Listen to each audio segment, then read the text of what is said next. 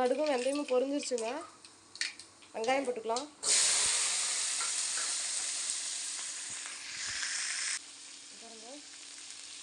கொஞ்சம் மஞ்சத்தூள் போட்டுக்கலாங்க.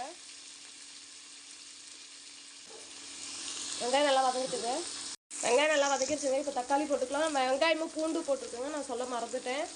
இதாங்க தக்காளி 3 தக்காளி எடுத்து கட் பண்ணி வச்சுருக்காங்க, போட்டுக்கலாங்க. தக்காளி அளவுக்கு தேவையான அளவுக்கு உப்பு போட்டுக்கலாங்க. கல் உப்பு தாங்க இங்கே பாருங்கள். தக்காளி நல்லா வதங்கட்டுங்க. இப்போ பாருங்கள், சுடு தண்ணியில் போட்டு அலசி வச்சுருக்கேங்க. கருவாடு போட்டுக்கலாங்க.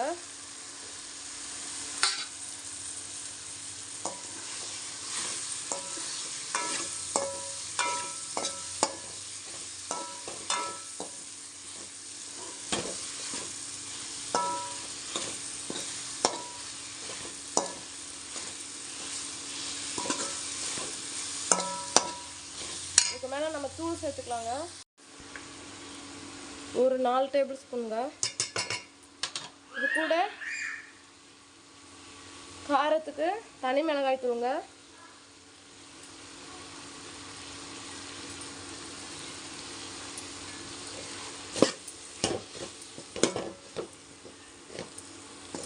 அவ்வளோதாங்க. இங்கே பாருங்கள், ஒரு லெமன் சைஸ் புளி, ஒரு பெரிய நெல்லிக்காய் சைஸ் புளி எடுத்து கரைச்சி வச்சுருக்கோங்க. அதை ஊற்றிக்கலாங்க.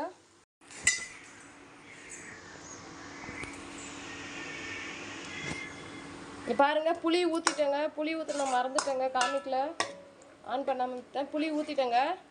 இது நல்லா கொதிச்சதுக்கப்புறம் நம்ம தேங்காய் ஊற்றிக்கலாங்க. பாருங்கள், இது பாருங்கள், பொடலங்காய் கூட்டு ரெடி ஆகிடுச்சுங்க. கடலைப்பருப்பும் பொடலங்காயும் கூட்டுங்க, சூப்பராக இருக்குதுங்க. என் பையன் சாப்பிட்டு ஸ்கூல் கிளம்பிட்டாங்க, நானும் வேலை கிளம்புறேங்க, டைம் ஆயிடுச்சு. இது பாருங்கள், கொண்டக்கடலை வேக வச்சு வச்சுருக்கோங்க, அதை போட்டுக்கலாங்க.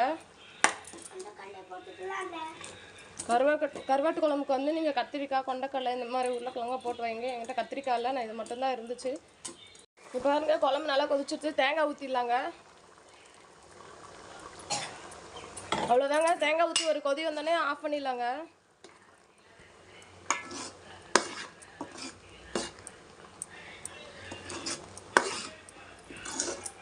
நாங்கள் எவ்வளோ திக்காக இருக்குன்னு சூப்பராக இருக்குங்க குழம்பு. பார்க்கவே சாப்பிடணும் போல இருக்குது. எனக்கு கருவாட்டு குழம்புனா ரொம்ப பிடிக்குங்க. பாருங்க,